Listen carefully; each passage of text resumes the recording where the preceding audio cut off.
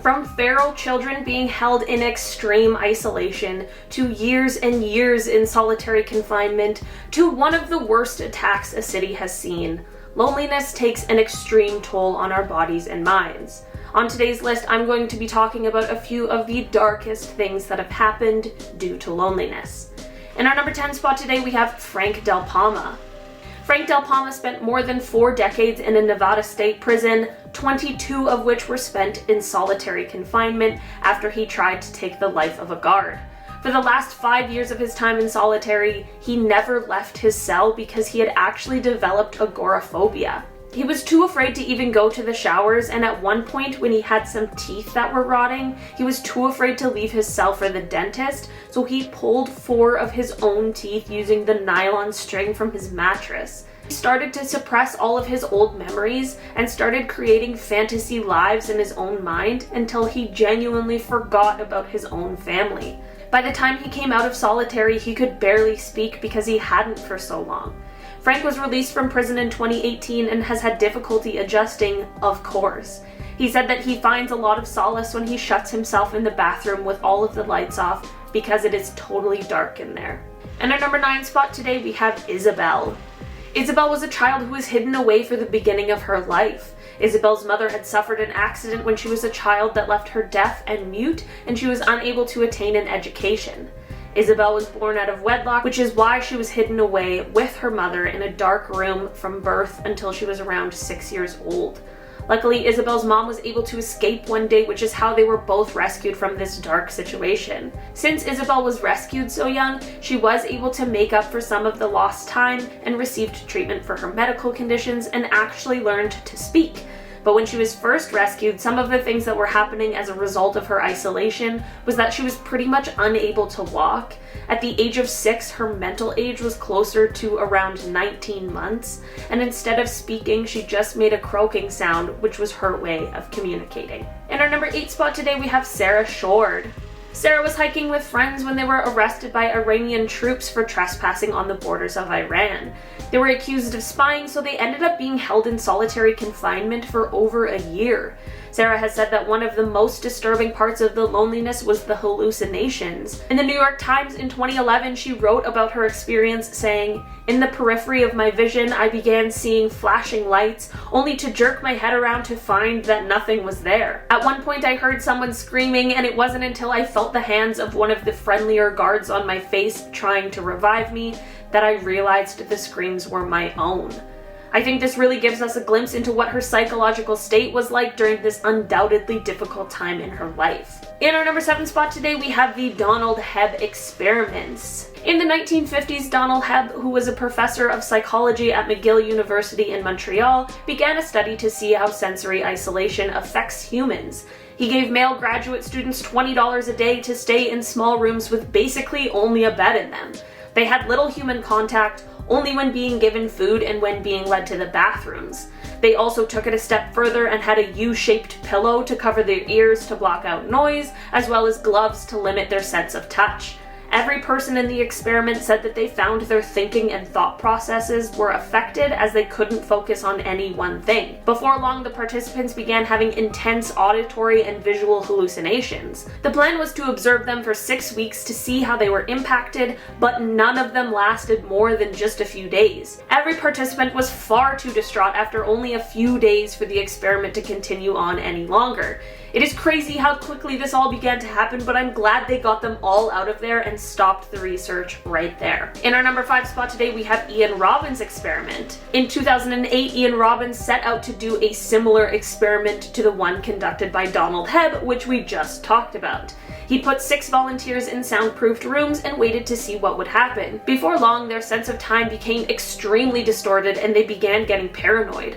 One of the subjects, named Adam Bloom, said that without light it had felt like his brain was going to sleep. Adam hallucinated a pile of 500 oyster shells, which he could describe in incredible detail, and by the end he said he was honestly losing the will to live. When Adam went to take tests after the 48 hours was over, they found that his ability to process information had been impaired. Luckily, this was just an experiment and all the participants were able to return to their normal lives just a few days later. In our number 5 spot today, we have Rich ALATI.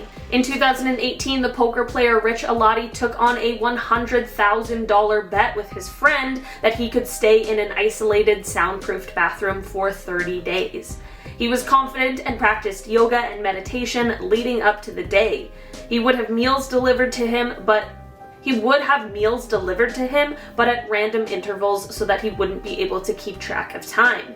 He really went in with a positive attitude, saying that he would use the time to try and better himself. Only 3 days after being shut in, he started to hallucinate. Instead of being afraid of the hallucinations, he leaned into them. When he saw bubble-like balls floating around, he began to tell himself that he was on a magical cloud. His thoughts went from positive to negative and paranoid very quickly, though. He actually lasted 2 weeks, which is pretty impressive, but it is certainly easier when you went there by choice, and you can leave whenever you want, and there's also a significant amount of money on the line. That doesn't mean that the loneliness didn't take its toll, though. When Rich left the bathroom, he found himself needing to adjust to how the real world worked again, even though it had only been 2 weeks. In our number 4 spot today, we have Alice Marie Harris. Alice Marie Harris, who is better known as Anna, was another young child who was raised in isolation in the 1930s. Anna was a child who was born out of wedlock and was the second of her mother's children to be born under these circumstances. Because of this thing, which is totally out of Anna's control, she was unfortunately the one who was punished because of it. And you shouldn't even be punished, because who cares, but... Anna was kept in an attic where they barely kept her alive, feeding her cow's milk and barely ever anything else. The room she was in had no windows and no proper ventilation. On February 6, 1938, Anna was finally discovered by the Humane Society after reports had been made. When Anna was rescued, she had a severe lack of muscle, she had abnormal bones, and she couldn't see, hear, or speak. Dr. John Kerr said at her trial that she was in the most deplorable condition he had ever seen. After Anna's rescue, she ended up making some progress towards recovery, but at the age of 9, she still had the approximate mental age of a 1-year-old. Anna unfortunately passed away at the age of 10 from jaundice. It is an unbelievable tragedy, but it does really show us the dangers of being alone, especially at a time that is so important for development. I know a lot of her injuries and abnormalities were due to her being malnourished, but her seeing, hearing, and speech could all be tied to loneliness and isolation. In our number 3 spot today, we have Anthony Williams. Anthony Williams is a 69-year-old man who is currently awaiting trial for taking the life of his own wife. Before we get into this one, I just want it to be clear that he has been charged with the crime, but he has not had his trial yet, and he continues to plead his innocence. It is alleged that last year Anthony was in self-isolation due to the pandemic with his wife of 40 years, Ruth Williams. Neighbors were shocked by this news as they described the couple as happy, saying that there weren't any indications that something like this was on the horizon. If he really did commit the crime, people believe that it had something to do with the psychological implications of self-isolation. We won't really know for sure until the case goes to trial, but it certainly is a possibility. I hope that if he really is responsible for the crimes, that he will be brought to justice for Ruth, who seemed to have been a well-respected and loved woman. In our number 2 spot today, we have Sam Mandez. When Sam Mandez was a teenager, he was sentenced to life in prison without the possibility of parole. When he was only 14 years old, Sam was caught up with the wrong people and was serving as a lookout for 2 people who were intending to burgle an elderly woman's home. In the end, the woman ended up getting killed, and Sam was the only person who was charged and convicted with the death. Whether or not Sam is guilty of this crime is not what we are here to discuss today. Sam ended up being held in solitary confinement for 17 years, and it really took a toll on him. Sam became delusional, saying he used to be in the Armed Special Forces, calling himself a Green Beret, and that he was a Denver airport architect, and that he was also married to Dog the Bounty Hunter's daughter. He even tried to take his own life, but was unsuccessful. He described himself as a ghost or as the living dead. After more than 23 years in prison, Sam found himself getting his sentence reduced and finding out that he'll be able to be released in the next few years. Sam has been able to receive help for his mental state and has begun taking medications. Sam will most likely be on medications for the rest of his life and certainly will never be the same person he was before all of this happened. In our number 1 spot today, we have ALEK MINASSAIN. In 2018, Toronto saw a very dark and scary day when a man named Alek drove a van into a group of pedestrians on the sidewalk. He ended up taking the life of 10 people that day, as well as injuring 16 more.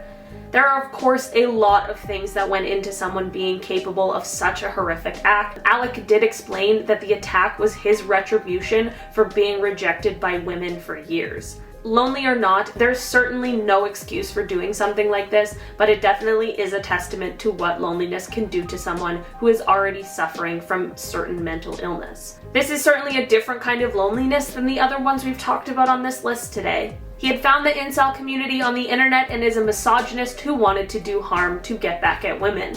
His trial was held near the end of 2020 and the verdict is set to come in March of this year. Alright guys, that has been our list for today. It was a bit of a dark one, but I appreciate you sticking it out with me. I've been your host, Olivia Kozlowski, and I'll see you next time. Bye guys.